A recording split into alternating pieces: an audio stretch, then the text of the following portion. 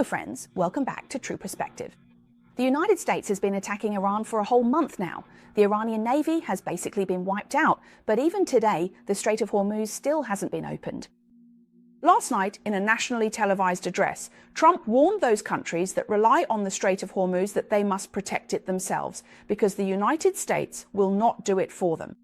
So today, the UK urgently convened a summit with 40 countries to discuss how to reopen the Strait of Hormuz. This situation itself is very unusual. Why is it that the world's most powerful navy can't do anything about a strait that's only 33 kilometers at its narrowest point?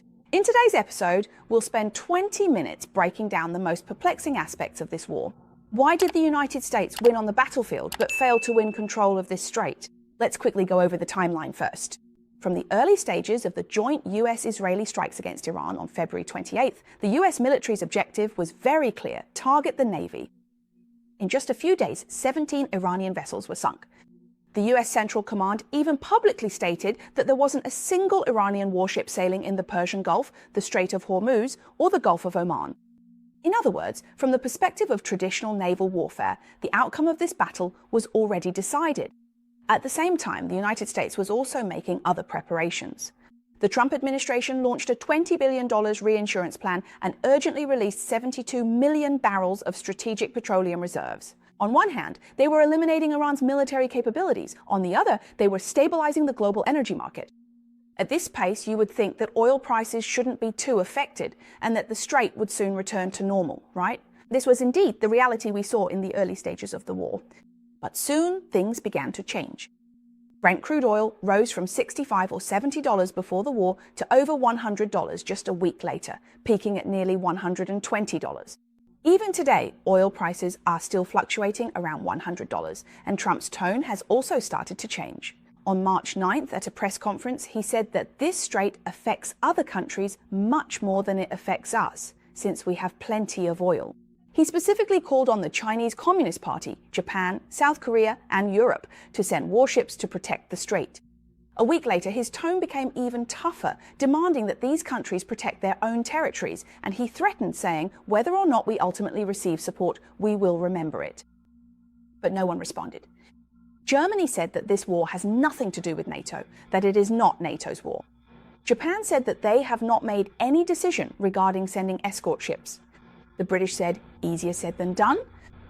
By March 20th, Trump once again emphasized that the Strait of Hormuz should be guarded and managed by the countries that use it, and that the United States does not need this strait. You see, from March 3rd, when the US said it would ensure the free flow of energy, to March 9th, when they said this strait doesn't really affect us much, and then to March 20th, when the US said it doesn't need this strait at all. 3 weeks, 3 different attitudes. It's a clear curve of retreat. So why did this change happen? The US Naval Institute News, USNI, revealed a detail saying that the US Navy privately informed the shipping industry that the US currently does not have enough warships to provide escort. There are only 9 missile destroyers and 3 littoral combat ships in the entire Arabian Sea, while under normal circumstances, more than 60 oil tankers pass through this strait every day. In other words, it's not that the US military doesn't want to provide escort, it's that they simply can't cover it all. Yesterday, White House spokesperson Leavitt was asked by reporters, if Iran continues to blockade the strait, would the president be willing to declare victory and end the war under such circumstances? He said that ensuring the safe passage through the strait is not one of the president's core war objectives. This statement reflects the Trump administration's latest stance on the Strait of Hormuz. Trump's attitude is easy to understand. When it comes to routine escorts in the strait, whoever benefits should be the one to take responsibility. I've already crippled Iran's combat capabilities for you. What more do you want me to do? Indeed, 85% of the oil passing through the Strait of Hormuz flows to Asia. The United States itself is the world's largest oil producer and doesn't need to rely on this route. So why should the United States pay a huge price to protect a shipping route that benefits the CCP and other Asian countries? But as a result, we've ended up with the situation we see today. The United States won militarily, but Iran can still use this strait to hold the entire world's oil economy hostage. Ordinary people are bearing the cost of soaring oil prices, and those countries without oil reserves are suffering the real pain of this war. Speaking of which, I'd like to ask everyone, do you agree with Trump's position? If you agree with Trump, well, then regardless of this strait, those countries that benefit from it should worry about it themselves. Give me a let it be. If you think that since Trump started this war, he should completely open up this strait and not leave any loose ends, give me a finish what you started. Let's see what everyone's attitude is. Back to the topic, with the overwhelming military strength of the US military, why is Iran still able to control the Strait of Hormuz? Given Iran's current combat capabilities, how should we understand this situation? Why can't the United States fully protect the Strait of Hormuz yet? Wouldn't it be enough to just send a few more warships to escort? To answer this question, we first need to take a look at the geography of the Strait of Hormuz. The narrowest part of the Strait of Hormuz is only 33 kilometers wide, and the navigable channel for supertankers is even narrower. There are only 2 lanes, one for inbound and one for outbound traffic, each about 3 kilometers wide, with a 3-kilometer buffer zone in between. However, this effective passageway of less than 10 kilometers in width needs to accommodate 20 million barrels of oil passing through every day, which accounts for 1/5 of the world's seaborne oil trade. The entire northern shore of this strait is Iranian territory, and there are 7 islands around the strait that are all controlled by Iran.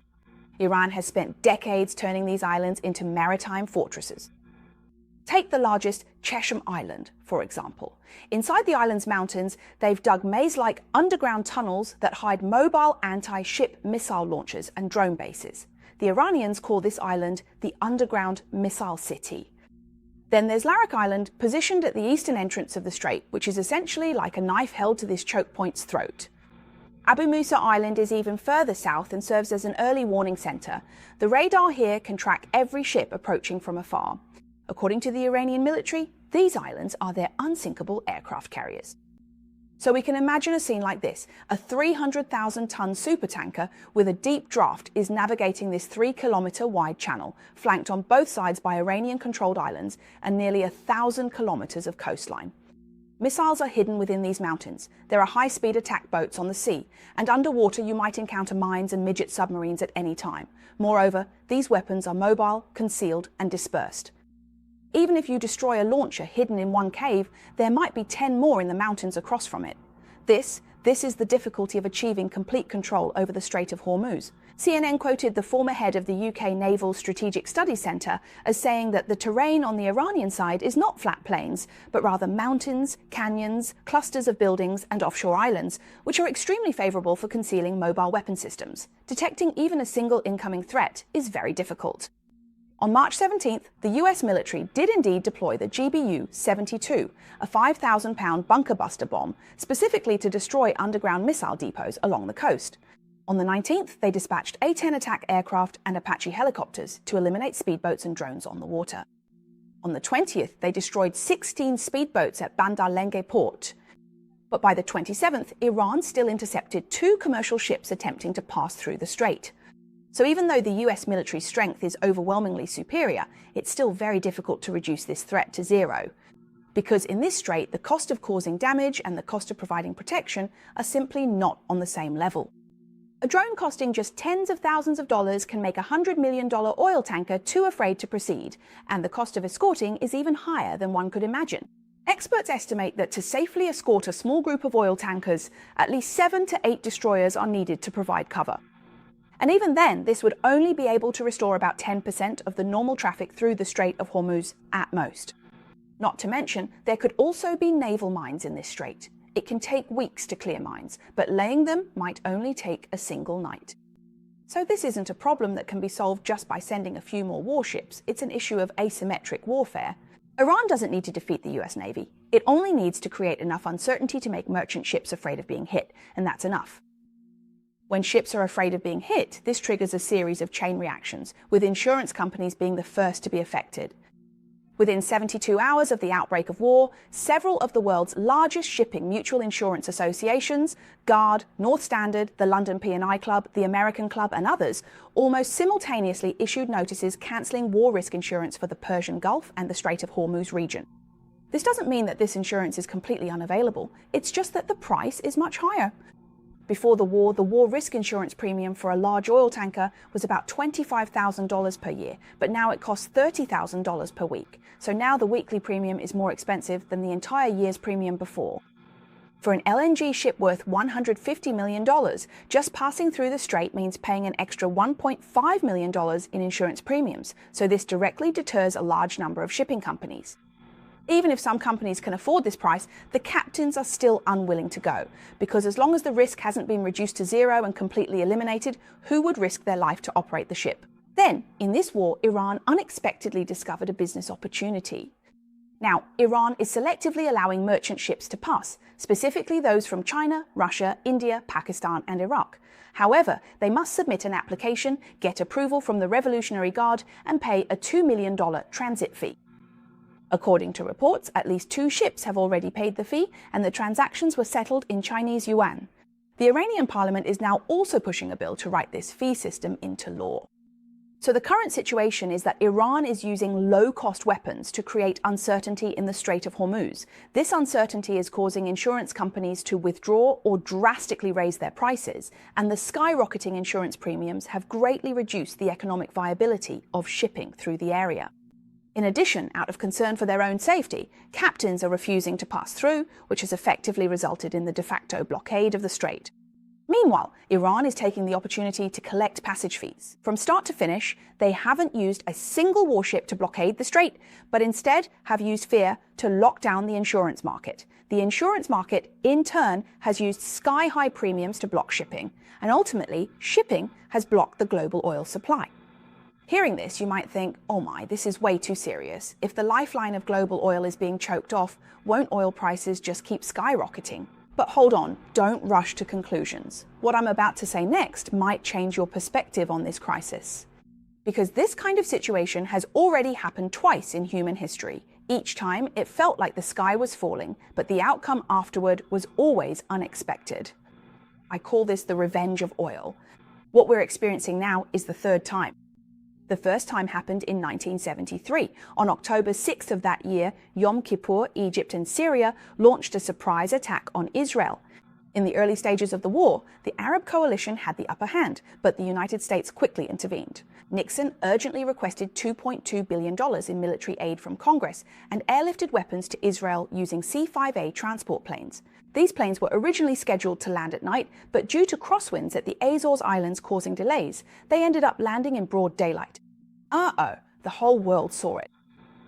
So the next day, the Arab oil exporting countries held an emergency meeting in Kuwait and announced that the price of oil would rise from $3 per barrel to $5.12. They imposed a total oil embargo on the United States for supporting Israel and also decided to cut production by 5% every month. Very soon, this effect spread to the United States, and gas stations across the country saw lines stretching for several kilometers. At the time, a nurse told the New York Times that after visiting her sick mother, she went to 4 gas stations on her way back, and all of them were closed. Truck drivers went on a nationwide strike. Some people threw rocks from overpasses, others fired shots at trucks in operation, and nearly 100,000 people lost their jobs as a result.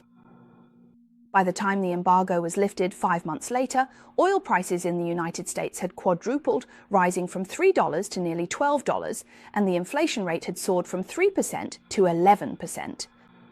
However, despite all this apparent chaos, it did not result in a real crisis. What truly changed history were the events that followed this crisis. The oil crisis of 1973 completely redrew the global energy map.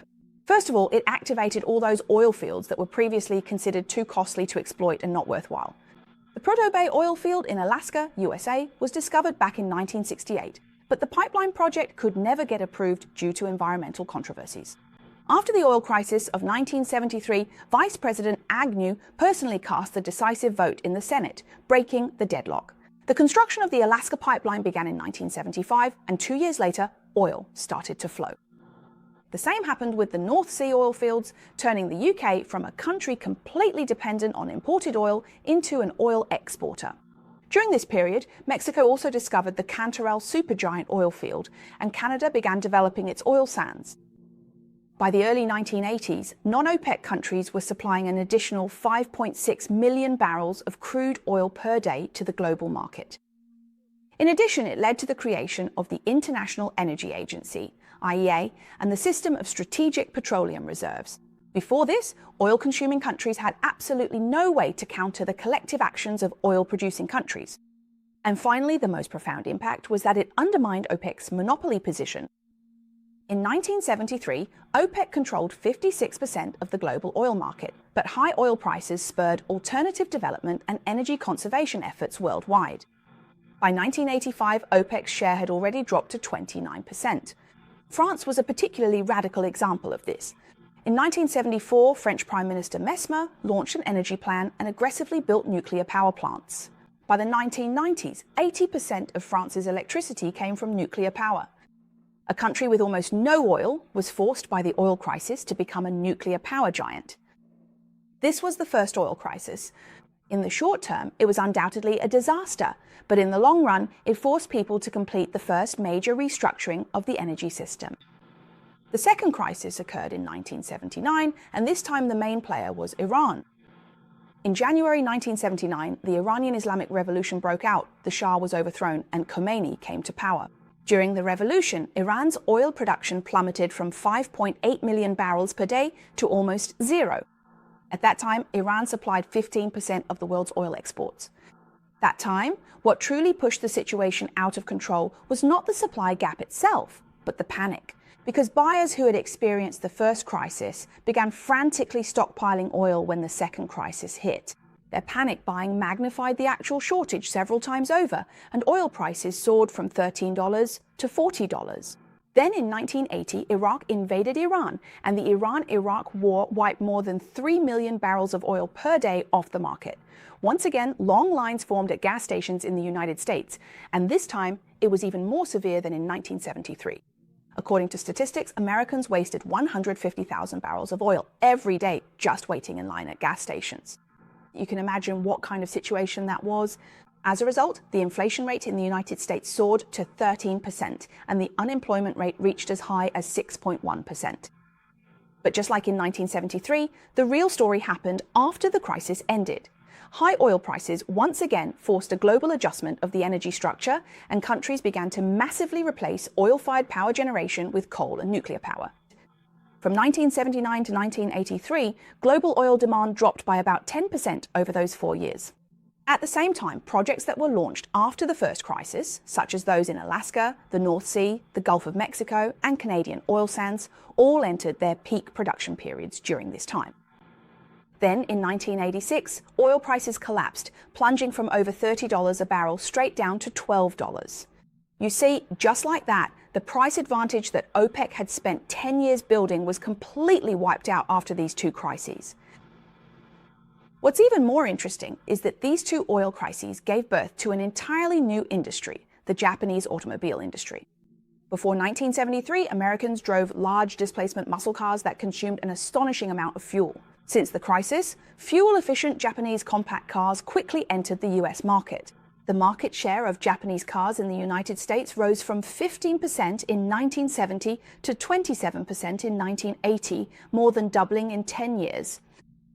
By 1980, for the first time in history, Japan's automobile production surpassed that of Detroit. Later on, the Honda Accord became the best-selling sedan in the United States. In a sense, you could say that without the oil crisis, there would be no Honda or Toyota as we know them today. Now, let's look at these three events together. In 1973, Arab nations used oil as a weapon, quadrupling prices. Development then began in Alaska, the North Sea, and the Gulf of Mexico. The IEA was formed, strategic reserves were set up, and OPEC's monopoly was broken. In 1979, the Iranian Revolution caused oil prices to triple again. Afterwards, European countries entered a nuclear power boom, Japanese cars rose to prominence, and global demand for oil dropped by 10%, ultimately leading to the oil price crash in 1986. In 2026, Iran blocked the Strait of Hormuz, and oil prices soared by 55% within a month. What will happen next? We don't know yet, but as for Saudi Arabia, they have already started using pipelines that bypass the strait. Meanwhile, various countries are releasing the largest strategic oil reserves in history, and all sorts of alternative routes are being activated. So through this case, we can see that every oil crisis has actually been a man-made supply disruption rather than a real depletion of oil on Earth. Every time one side uses oil as a weapon, it may seem like they win in the short term, but in the long run, they always end up hurting themselves. And every time those affected by the shock, they manage to find new ways out amid the pain. So the real issue has never been whether there is enough oil, but whether this oil can be smoothly transported from where it is produced to where it is needed. The Earth does not lack energy. What it lacks is the order and security that allow energy to flow freely. And who is best suited to safeguard such order and security? I think the Great American Police Force is the most appropriate. What do you think? Leave me a comment and let me know. But today, America is stepping back. The latest news is that the Trump administration is seriously considering withdrawing from NATO. This is an important signal that could change the global landscape of the past several decades, and it is also the greatest crisis NATO has faced in its 77-year history. In the next episode, we will talk about the 3 near-death crises of the paper Tiger NATO. Follow True Perspective, and I'll see you in the next episode.